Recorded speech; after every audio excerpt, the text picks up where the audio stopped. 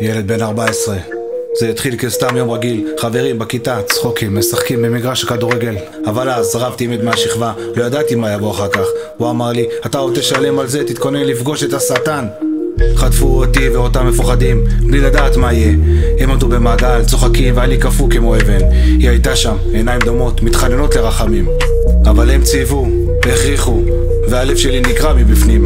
לא ביקשתי את זה, נשבע שלא רציתי. הם לקחו את הידיים שלי, את הנשמה שלי. היום זה כמו צלקת בלב, שנים עברו, אני עדיין לא משחרר. שמעתי יום אחד במקרה שהיא כבר לא, כאב שלא ידעתי לתאר, הלב שלי נמחץ. היא התאבדה ולא יכולתי להושיט יד. כל לילה אני רואה אותה, בוכה לי בחלום, העיניים שלה רודפות אותי, הלב שלי דום. זה לא אני, זה הם, אבל זה כן אני. הייתי שם, השתיקה שלי היא הפשע הכי גדול שלי.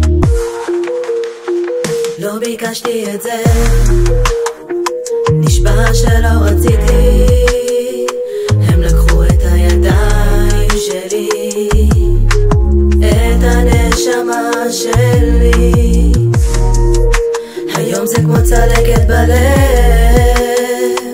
שנים אחרי. פותח את הפה, מספר להורים, הם לא מאמינים למה שהם שומעים. זה לא אתה, זה הם. הם אומרים לי, אבל זה לא עוזר.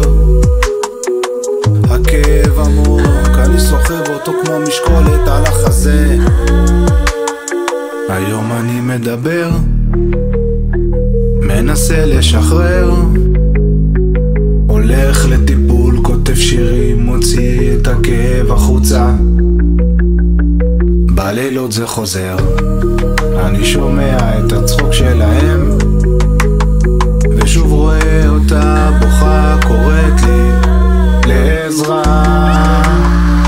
לא ביקשתי את זה, נשבע שלא רציתי.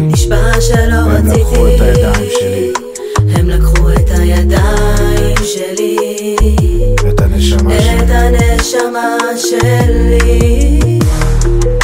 היום זה כמו צלקת בלב, שנים עברו, אני עדיין לא משחרר. אני כותב את השיר הזה עם דמעות על הדף, מנסה לשחרר, מנסה למצוא קצת חופש, אבל הכאב נשאר כמו צלקת בנשמה.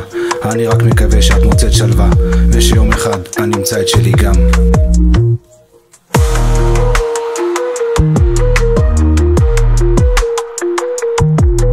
אני כותב את השיר הזה עם דמעות על הדף, מנסה לשחרר, מנסה למצוא קצת חופש, אבל הכאב נשאר כמו צלקת בנשמה. אני רק מקווה שאת מוצאת שלווה, ושיום אחד אני אמצא את שלי גם.